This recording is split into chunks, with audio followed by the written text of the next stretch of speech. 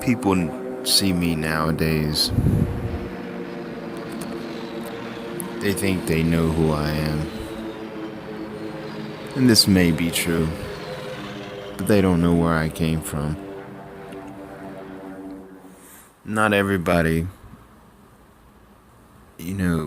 is what they seem. Growing up a poor kid from the slums, out of the ghetto, not knowing where I was gonna get my next meal, and not having parents to tell me right from wrong. So of course I had to learn everything the hard way. Mom's always on drugs. Eventually, she tried to commit suicide. No man wants to be with a woman with some bad ass kids. What can you do? You just gotta learn from your mistakes. And your whole life, everybody tells you you're never good enough. You're never gonna amount to anything. Your way of thinking and learning is wrong. What are you, stupid? It's a constant struggle. You gotta fight every day. Try to not consume yourself in what everyone says. A father who says you're not good enough. A father who told you you were a mistake. Well, son, your mother and I were never supposed to happen, so you're kind of a mistake. Again, what do? You fall into the trap. You make a lot of bad decisions again and again. And some people, they never crawl out of this. And some people, they do. Me, I went to war. I tried to right my wrongs. I thought, I'm gonna go fight a war on terrorism because I don't want to be a failure like everyone has told me I'm destined to be, because I knew better. I go to war, fast tracked.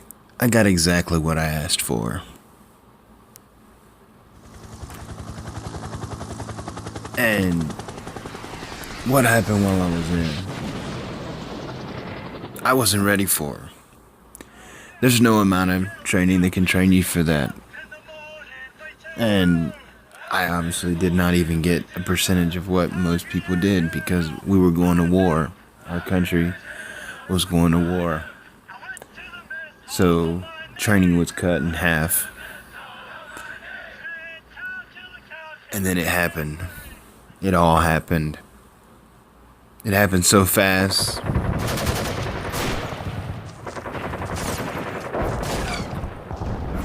What does it all mean? The feelings, they fade. Days become nights, nights become days. Death becomes life, life becomes, there's no meaning to it. All you know is anger. Your friends die. You pull that trigger. How do people enjoy doing this? It's just an act. It's their way of coping with it. Nobody in their right mind can live and honestly feel that seeing someone's... Fuck. Well, we won't go there. Close range in the face. Running over it. Dude, was that somebody's head? See, it's a place of darkness. And to be drugged down to that point for a cause that you believe in, only to come home and find out that you were wrong. But then you try to make the best of it, and you say, I got to help people. There were people in need. But at what cost? Look at the cost. Everybody truly knows the cost. The cost of what? Is it greed? Were we really helping people? There were no weapons. It's all perception. The way I took it, I got to help people. There were good people there that needed my help, so I made the best of it. I get home. Life hits me fast. Years I deal with this. I suppress myself. Only to find the hard triggers were all around me. What do? Relationship after relationship. I can't hold it down. Gotta turn to drugs and alcohol to suppress these feelings. Talking about it just nothing helps. Until you have a spark. My spark was when I met my wife and we had my daughter. And bringing us another innocent soul into this world. And remembering what I had been through. I just knew that I could not do that and allow that for my child.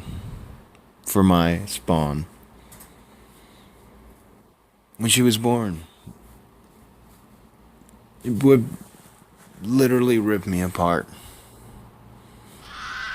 The crying and the screaming. The room was just constantly just shrinking. It got smaller and smaller. I had nowhere to go. I couldn't run. I was made to feel that I was running from my problems, but I wasn't. How do you explain how you feel? How do you explain this? It won't stop. I can't stop it. I can't be here. I gotta go. So then you run away and you go consume yourself in something else. Me was my career. But I love my kid. I miss her. Every day I'm gone. But I have to stay gone. Because I don't trust myself. Once the panic kicks in, the emotions flood in, I just can't take it. I don't want to be responsible for that feeling. I don't know where it leads. So you run away. At this point, I had to be really hard on myself. I told myself, I can't do this anymore. I've got to find a solution. Talking to people, medications, drugs and alcohol, none of this works. It's temporary. There's got to be another way. So then you pray. And praying suppresses, beliefs. They help. But they don't stop triggers. When the triggers happen, what can stop them? It's uncontrollable. I started studying meditation. I consumed myself in researching and understanding what I was going through. I made it my life purpose. I could not let my child grow up without a father. I could not let her grow up in a cruel world like I did. Nobody is meant to do that. We're all meant to thrive. So then I fought tooth and nail. And then I got consumed in my work again and I forgot what I was doing. Because it costs money to live. It costs money to provide nice things for your family. You want to give them everything. But at the same time, you slip away again. The emotions come back. You go away for a while and you come back and triggers kick in. I had my next kid. Through my research I noticed the more that I practiced these techniques that I was coming up with through research, and the more that I became aware and I understood something was happening. I had to focus on what was happening, why these changes were taking place. And so then I dug in deeper and deeper. I was determined not to stop until I had an answer. And one day, it's crazy how so many days of ruins can just be purified in one day. You know, they say time heals all wounds. But one day I woke up. I tapped into myself. In an instinct, I had complete control again. I could look at my babies, my daughter, my son, my wife. I could look at the aftermath of what was created and the destruction of my emotions, and it's time. Now I have to repair this. I have complete control. I have to do this for my family. If you really want to know, my book, it's not for everyone.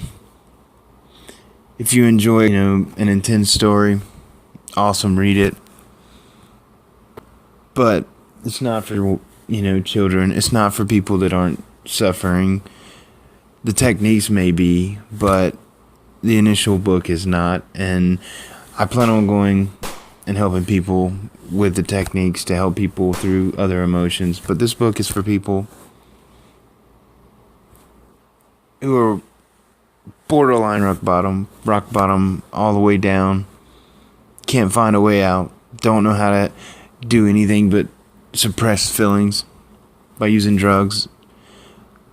You're the type of person who craves sympathy. You live through certain traumatic events and you crave sympathy. If this isn't for you. This is for people who tried everything and they need to know how I did it. So, hopefully this helps.